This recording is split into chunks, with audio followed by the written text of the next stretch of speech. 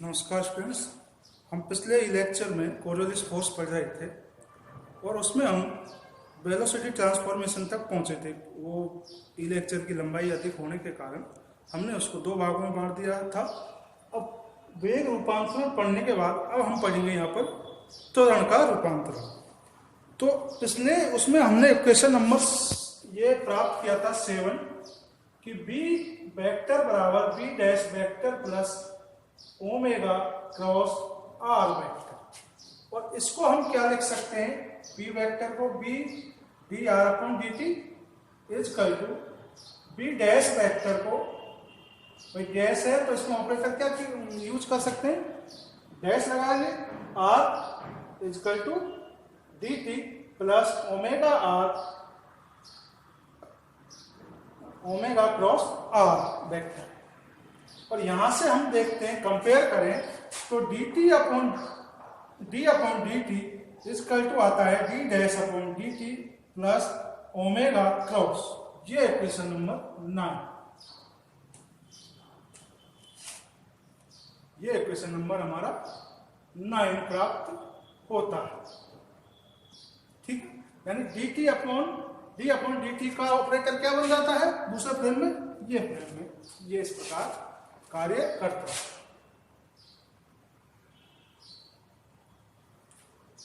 अब हम इसको समीकरण 7 पर इस ऑपरेटर को अप्लाई करते हैं, ठीक है, या इस पे अप्लाई करें, कोई से भी कर सकते हैं।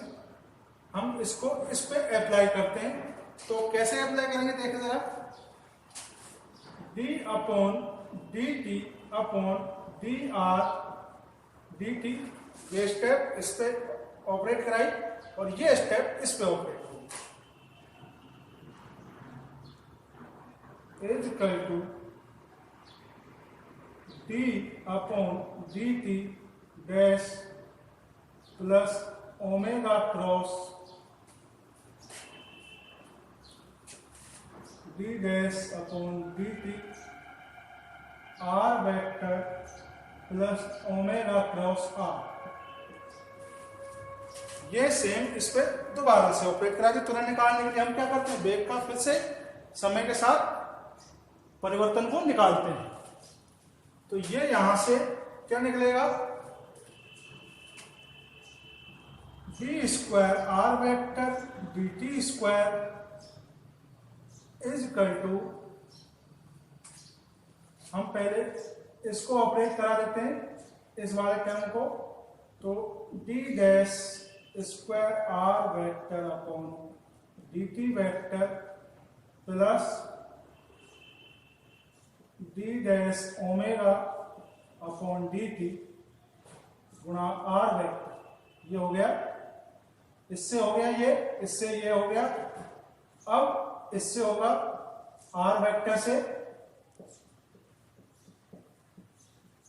आर, ठीक है, प्लस अब इसको इससे मल्टीप्लाई कर देते हैं, plus omega multiply B R vector D dash vector upon D T plus omega multiply omega R, सब पे वेक्टर, ठीक है।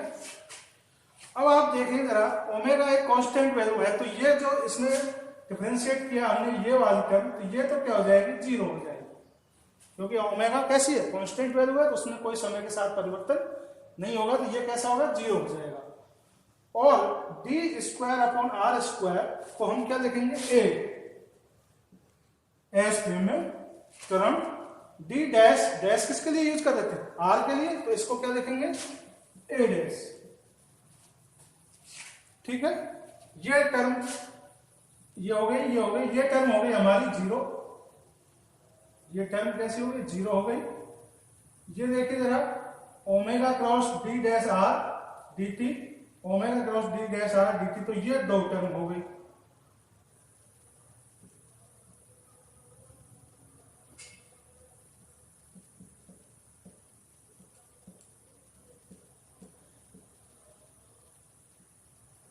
Plus omega omega R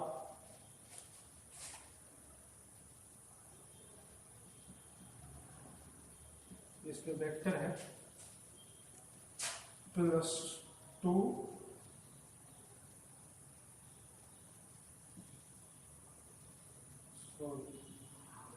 omega into B dash. ये हमने यहाँ इससे लिखा ही था, plus omega multiply cross omega, ये क्वेश्चन नंबर हमारा कितना है 10। तो ये जो इक्वेशन है ये कैसा इक्वेशन है,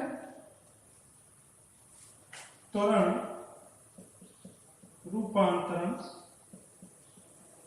समीकरण, त्वरण रूपांतरण समीकरण, ठीक है।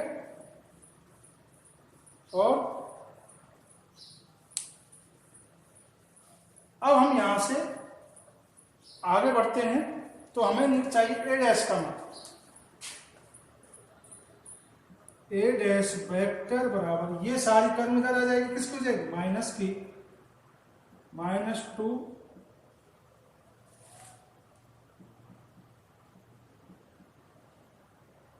प्लस ये क्वेश्चन नंबर 11, ये भी माइनस का होता है, ये माइनस।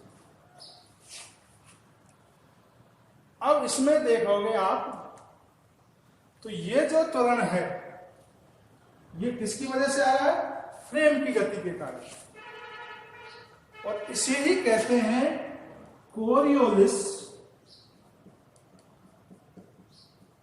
त्वरण।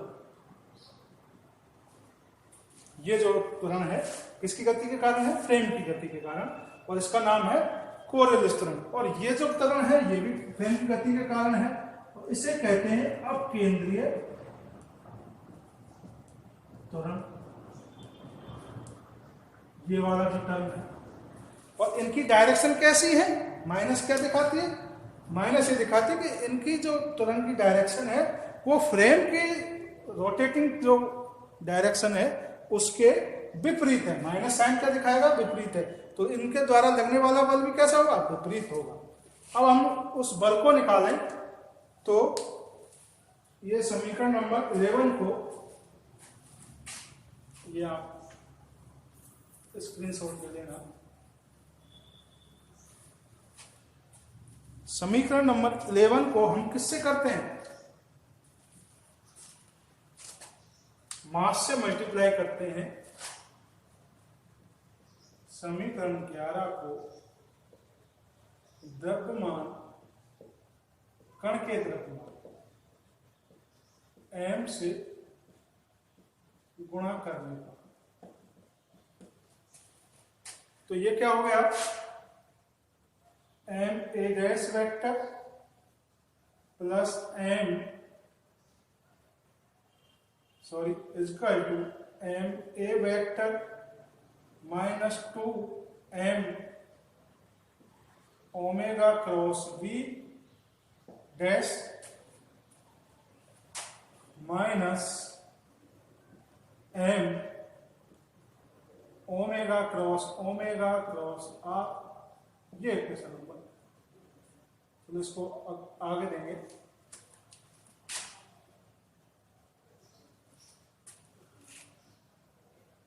तो एम ए डैश क्या बन गया, F dash, M A F, ये 2m minus omega cross B dash, जिसको कहेंगे कोरियोलिस फोर्स। और ये जो फोर्स बना इसे कहेंगे सेंट्रीफ्यूगल फोर्स या अपकेंद्रीय बल। और ये क्वेश्चन नंबर हमारा 12। तो ये कौन सा हो गया, कोरियोलिस बल, और ये अपकेंद्रीय बल, ठीक है।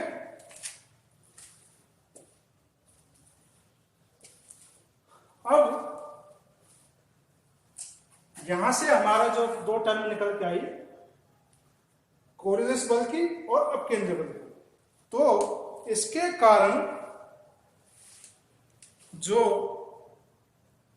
क्यों उत्पन्न हुआ ये सिर्फ पृथ्वी की गति के कारण या जिस तरह की ये फोर्स हमें कहां देखने को मिलता है, इसका जो प्रभाव हमें कहां देखने को मिलता है, पृथ्वी जो अपनी धुरी पर रोटेट कर रही है उसमें इसका प्रभाव हमें, कोरियोलिस फोर्स का प्रभाव हमें देखने को मिलता है। और इसके प्रभाव को हम आगे वाले लेक्चर्स में डिस्कस भी करेंगे। और अब देखिए पृथ्वी कैसे गति कर रही है। पृथ्वी गति कर रही है दो प्रकार से गति कर रही है, एक तो सूर्य के चारों तरफ इस तरह से गति कर रही है, और एक अपनी जो अक्ष है, अपनी जो एक्सिस है उस पे भी इस तरह से रोटेट करते हुए वो अपने उस पर पथ पर गति कर रही है। अब उस गति के कारण दो प्रकार के फोर्स उत्पन्न होंगे। जो रोटेशन उसका आता है सूर्य के चारों ओर, उसकी प्रभाव को हम बहुत, उसकी गति कैसी है, धीमी है, तो उसके प्रभाव को हम नगण्य मानते हैं। लेकिन जो अपने अक्ष पर ये जब घूमती है तो उसका कारण हमारे दैनिक जीवन में हम उसका प्रभाव महसूस करते हैं। और उसी गति के कारण ये दो प्रकार के बल, कोरियोलिस बल और अपकेंद्रीय बल उत्पन्न होते हैं। ठीक है, आगे आपको कोरियोलिस कैसे समझ में, किस तरह से उत्पन्न होता है। फ्रेम की रोटेटिंग मोशन के कारण जो पार्टिकल पर बल लगता है यह बल कोरियोलिस बल कहलाता है। यह एक आवासी बल है। ठीक है, अब यहां से कोरियोलिस बल का अधिकतम मान और मिनिमम का मान कैसे निकालेंगे, तो Fc बराबर 2m omega cross B dash, omega cross B dash हमें प्राप्त होगा। ये माइनस साइन आपको मैं पहले ही बता चुका हूं। माइनस साइन क्या शो कर रहा है कि इनकी जो फोर्स की डायरेक्शन है वो जो फ्रेम है उसकी डायरेक्शन के विपरीत दिशा में है। अब इन दोनों के बीच में यदि हम इसको और सिंप्लीफाई करें, 2m वेक्टर हटाएं इसमें, omega B dash sine theta, ठीक है, साइन थीटा, क्रॉस प्रोडक्ट है तो साइन आएगा, डॉट प्रोडक्ट में कॉस आता है। अब इस कंडीशन नंबर 1, यदि थीटा इज इक्वल टू 0 तो Fc इज इक्वल टू 0 आएगा। क्यों आएगा? क्योंकि sine theta is equal to sine 0 is equal to 0, यानी कि जो उसका एंगुलर मोमेंटम है या जो उसका कोणीय वेग है, एंगुलर वेलोसिटी है, और उसकी नॉर्मल जो वेलोसिटी एक ही डायरेक्शन में हो तो कोरियोलिस फोर्स का मान 0 आता है। यानी कि उस पे फोर्स जो लग रहा है, यानी ओमेगा, यहां से लिखें हम ओमेगा, और बी डैश सेम डायरेक्शन में हो, समान दिशा में, समान दिशा में हो तो थीटा की वैल्यू क्या आएगी? 0 आएगी, और कोरियोलिस फोर्स कैसा हो जाएगा? 0 हो जाएगा। आगे यदि थीटा इज 90 डिग्री हो तो Fc का मान, ये कैसा मान होगा? मिनिमम मान होगा, is equal to 2m omega B dash, कैसा है? मैक्सिमम मान, ठीक है, क्योंकि साइन 90 इज इक्वल टू 1। यदि ओमेगा और बी डैश की डायरेक्शन एक दूसरे के परपेंडिकुलर हो तो जो हमारा कोरियोलिस फोर्स है उसका मान अधिकतम प्राप्त होता है। अब इस कोरियोलिस फोर्स के कारण हम कई प्रभाव देखते हैं। अब यहां तक आपको कोरियोलिस फोर्स आ गया होगा समझ में कोरियोलिस फोर्स क्या होता है, किस प्रकार उत्पन्न होता है, उसका मान हम कैसे निकालते हैं। कोरियोलिस फोर्स एक बार आपको रिवाइज कर देता हूं मैं। कोरियोलिस फोर्स जो उत्पन्न होता है वो किसी भी फ्रेम की रोटेशन मोशन के कारण उत्पन्न होता है और इसकी दिशा उस फ्रेम के विपरीत दिशा में, फ्रेम जिस दिशा में गति कर रहा है उसके विपरीत दिशा में होती है। इसका मान आता है 2m omega cross b dash vector. इसकी डायरेक्शन कैसी होती है, फ्रेम के विपरीत दिशा में होती है। यदि b ओमेगा और b डैश एक दूसरे के परपेंडिकुलर हो तो इसका मान मैक्सिमम प्राप्त होगा, यदि सेम डायरेक्शन हो तो ये मिनिमम प्राप्त होगा। अब इसके जो प्रभाव है, इसका सबसे आसान और सिंपल एग्जांपल है कि पृथ्वी की जो अपनी अक्ष पे जो मोशन है वो इसका सबसे सिंपल एग्जांपल है और इसके प्रभाव भी हमें देखने को मिलते हैं। जैसे कि चक्रवात, आपने सुना होगा चक्रवात कि फलाने उस जगह पर चक्रवात के कारण काफी नुकसान हुआ, न्यूज में आता है, चक्रवात आने की संभावनाएं हैं, उसके विभिन्न नाम भी रखे जाते हैं। तो उन सब का कारण ये कोरियोलिस फोर्स है। और जैसे ही हम किसी पत्थर को जमीन से ऊपर की तरफ फेंकते हैं तो उसकी डायरेक्शन, आने की जाने की डायरेक्शन में बदलाव आता है। कुछ गुरुत्वाकर्षण का प्रभाव होता है, कुछ इसका प्रभाव होता है, ठीक है। तो उसके कारण उसकी जो पथ होगा, उस जैसे हमने कोई पत्थर ऊपर की तरफ उछाले तो उसका जाने का और आने का जो पथ होगा उसका निर्धारण इस कोरियोलिस फोर्स के माध्यम से ही प्राप्त होता है। तीसरा एग्जाम्पल है, मान लो कोई नदी बह रही है, पानी उसमें मूव कर रहा है, तो उस पानी पर भी ये फोर्स का प्रभाव हमें देखने को मिलता है। और ये सारे एग्जाम्पल्स को हम आने वाले ई लेक्चर्स में समझेंगे, ठीक है। उम्मीद है आपको कोरियोलिस फोर्स अच्छे से समझ में आया होगा। और इसमें कैलकुलेशन में आप ध्यान रखिए, पहले हम पोजीशन वेक्टर का ट्रांसमिशन निकालेंगे, फिर वेक्टर का, वेलोसिटी का, फिर एक्सेलरेशन का, फोर्स का, फिर जाके हमें कोरियोलिस फोर्स प्राप्त हो। Thank you. ये जो कोरियोलिस फोर्स है हमें उसमें 2 ही लेक्चर बनाने पड़े क्योंकि काफ़ी बड़ा था, एक में करते तो काफ़ी लंबा हो जाता। तो आप दोनों ही लेक्चर्स को जब भी देखें तो एक साथ देखें, कम्युनिटी में देखें, जिससे कि ये आपको अच्छे से समझ में आए। Thank you.